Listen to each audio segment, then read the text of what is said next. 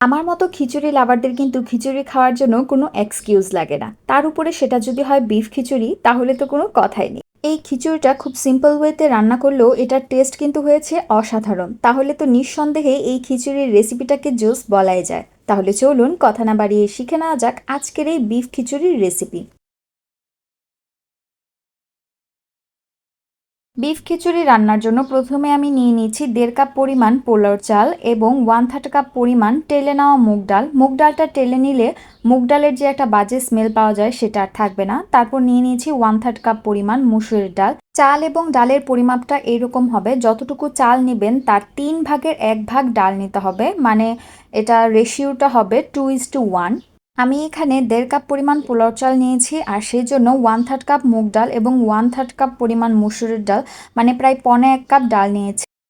তারপর নিয়ে নিয়েছি 1 কেজি 200 গ্রাম গরুর মাংস। আমি এখানে হাড় চর্বি সহ গরুর মাংস নিয়ে নিয়েছি আর গরুর মাংসগুলোকে আমি রেগুলার কাট করে কেটে ধুয়ে পানি ঝরিয়ে নিয়ে নিয়েছি।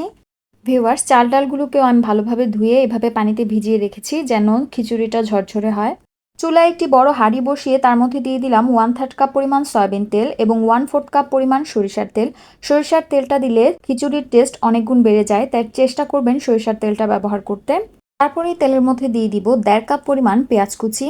এখন দিয়ে দিব কতগুলো গোটা মশলা। তো প্রথমেই দিয়ে দিচ্ছি 10টি সবুজ এলাচ, 3 টুকরা দারচিনি, 2টা ছিঁড়ে নেওয়া তেজপাতা, 2টা স্টার মশলার পাপড়ি, একটা কালো এলাচ, 4টা লং, হাফ চা চামচ আস্ত গোলমরিচ, আরও দিয়ে দিব আধা ভাঙা হাফ চা চামচ জয়ফল জয়ত্রী। এখন এই সবগুলো উপকরণকে নেড়েচেড়ে মিশিয়ে নিব আর পেঁয়াজগুলোকে লাইট ব্রাউন হওয়া পর্যন্ত ভেজে নিব।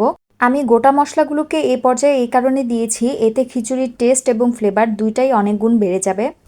পেঁয়াজগুলো লাইট ব্রাউন হয়ে গেলে এখন আমি এর মধ্যে দিয়ে দিব হাফ কাপ পরিমাণ পানি বাকি গুঁড়া মশলাগুলো দেওয়ার জন্য।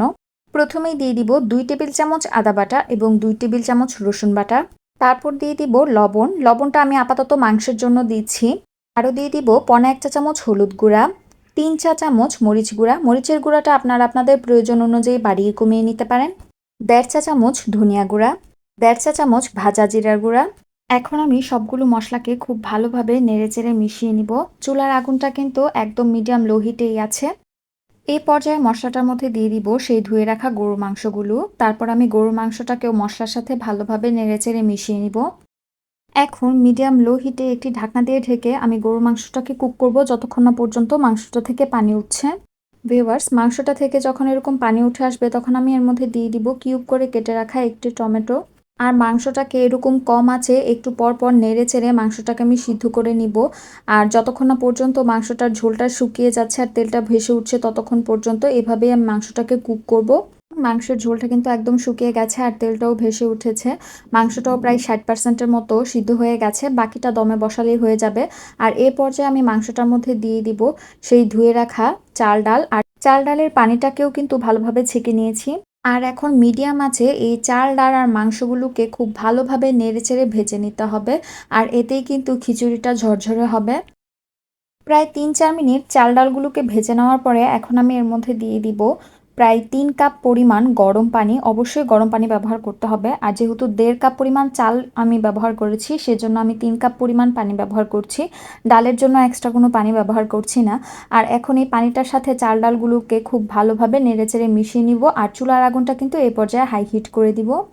এখন এই পানিটার মধ্যে দিয়ে দিব হাফ চা চামচ গরম মশলার গুঁড়া এবং চাল ডালের জন্য স্বাদ মতো লবণ।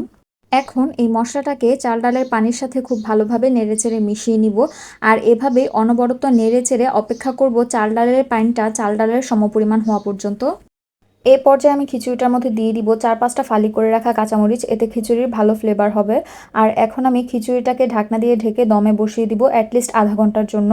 আর একদম লো হিটে বসাতে হবে। আর ঢাকনায় যদি কোনো ছিদ্র থাকে সেটা কিন্তু অবশ্যই ফিল আপ করে দিতে হবে। ফিরে আসলাম প্রায় আধা ঘন্টা পর। খিচুড়িটা কিন্তু হয়ে গেছে। এখন আমি খিচুড়িটাকে একটু উল্টে দিব। খিচুড়িটা কিন্তু হয়ে গেছে। এখন আমি খিচুড়িটাকে চুলা থেকে নামিয়ে নিব। ব্যাস, তৈরি করে ফেললাম ভীষণ মজাদার বিফ ভুনা খিচুড়ি।